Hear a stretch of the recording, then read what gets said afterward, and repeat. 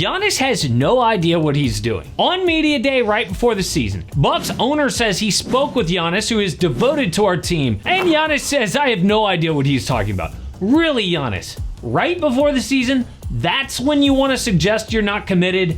Kind of the worst possible time for that. And imagine all the pressure on the Bucks now, because ESPN says Giannis and his agent are reviewing teams who could realistically acquire him at the deadline this year. What? Imagine if they start 2-8 like they did last season. The whole thing could spiral. But we will talk about those realistic teams in a sec. First, Giannis has been flirting like this for years. Now, Shams says not only did he consider a trade this summer, but he's got a preferred destination, the New York Knicks. Shams also says the Bucks and Knicks discussed a deal, but it never got serious. Now, if Giannis does want to move, let's say the Bucks season goes to crap, hypothetically, then he has a specific date he must tell the Bucks he wants a trade.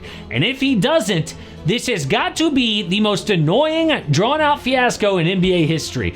Oh, but when is that date? Well, let's just say Bucks have a short window here to convince him to stay loyal.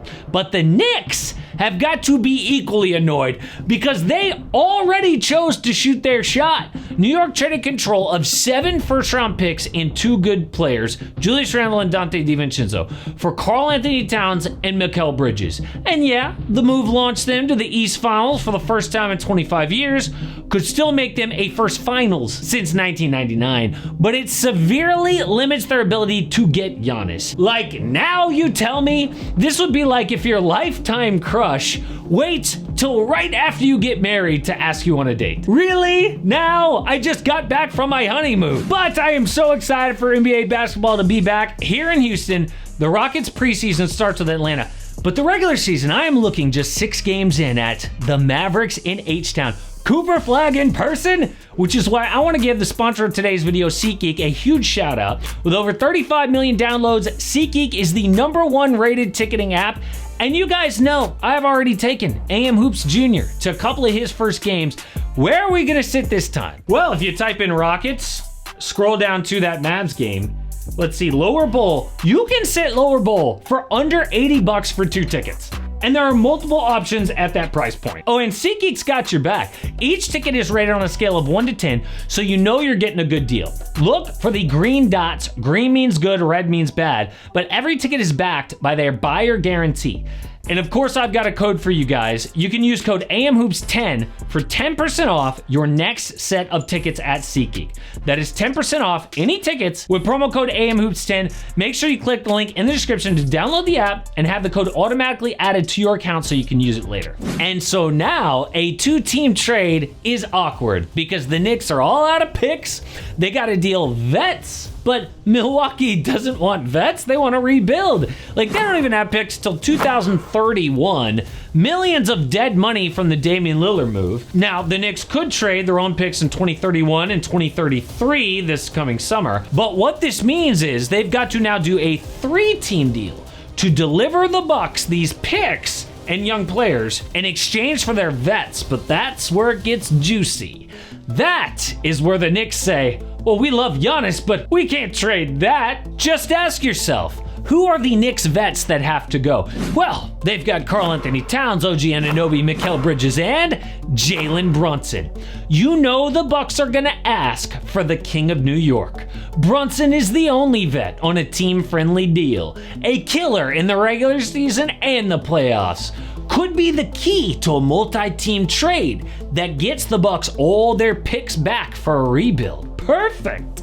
The problem is Brunson is literally family. His dad is still on the coaching staff. His godfather, Leon Rose, runs the front office. So them asking for Brunson is literally like asking for their own son. But would they do it? If not, Giannis just waited too long to ask for a trade because now the Knicks don't have anywhere near a competitive package when you look at other teams. And the only way around this then is for Giannis to make it ugly. I'm talking make every Milwaukee Buck fan who loves you hate you instead. How does he do that? It's called the Anthony Davis route. When AD was leaving New Orleans, The Celtics actually had the best offer, but AD made it clear he would only re-sign with the Lakers, so Boston would be idiots to make that offer because they're just renting him for one season, which forced the Pels to take a worse offer on the table, fans booing AD on his way out despite watching him grow up in their city on their team. And the only reason that AD could even do that is he was on the last year of his contract. So Giannis would need to make this decision next offseason because at that point, he has 1 year left. Can either sign an extension to stay with the Bucks or demand a trade. That is the deadline. And I'm sorry, of course he's not going to extend in Milwaukee.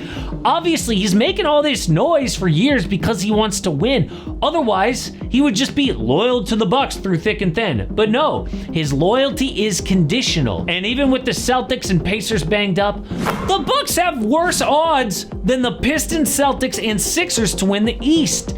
About to be a disaster. I mean, they deal for Miles Turner in a desperate move. It does nothing to move the needle. So if Giannis makes things uncomfortable, New York can happen. But Giannis is not going to do that, okay? It's not in his DNA. So what other teams could possibly land the Greek Freak? Actually, some major teams are realistic. That's because teams have been hoarding cap space for this very moment. The cap space teams right now are the Lakers, Clippers, Warriors, Rockets, Heat, and Nets, among others. They can all sign Giannis outright summer of 2027. But what about a trade? See, in AD's case, the Lakers could have signed him in free agency, but they wanted him now. So the clear frontrunners in a trade are the Rockets, Spurs, Lakers, and Thunder. We can cross off OKC for obvious reasons. They're doing just fine. But the Lakers are involved here too. Okay, starting next summer, they have 3 tradable first-round picks, multiple swaps, also Austin Reeves in a sign and trade. But most importantly, Luka Doncic. Stars, especially from Europe, would love to play with Luka in LA. And think about all of the major star moves, okay? They don't just go anywhere. They go to team up. Kawhi only went to the Clippers if they got Paul George. AD to LA for LeBron. Kevin Durant with Steph. LeBron changed teams for Dwayne Wade, then Kyrie. So Luka, Giannis next year is realistic, which is why the Lakers have been willing to piss off LeBron so bad he might retire. But if it's like an all-out bidding war for Giannis, the Rockets have the strongest offer by a mile. Their centerpiece is Amin Thompson, a 23-year-old potential star whose stock might rise even quicker having to handle the ball without Fred VanVleet. The Rockets also have other people's picks. See, if Giannis is on their team, the Bucks don't want the Rockets' picks. They'd be low in the first round. But other people's picks? Houston can offer a net swap in 27, a Suns unprotected 27 first, a Suns swap in 29, plus their own Rocket picks in 31 and 33. No doubt, Houston has the best package. But in the tier below is the Spurs. Because they got De'Aaron Fox for cheap, they still have picks to trade. And like the Lakers, the Spurs have a potential top 3 guy as a co-star in Victor Wembanyama. So the Spurs package centers around Dylan Harper, the number 2 pick in last year's draft. A 2026 swap with Atlanta, an unprotected 2027 Hawks first, 28 swap with Boston, 2030 swap with either Dallas or Minnesota, 31 swap with the Kings, and their own 32 first-round pick. So yes, the Rockets have a better package, but the Spurs a better star. But if Giannis really wanted New York, he should have asked before they made their big moves. That's what makes this new Sean's report so confusing, because now this thing just drags on. But at least we do have a deadline. If dude doesn't extend in Milwaukee next summer, we will finally know what Giannis is actually going to do.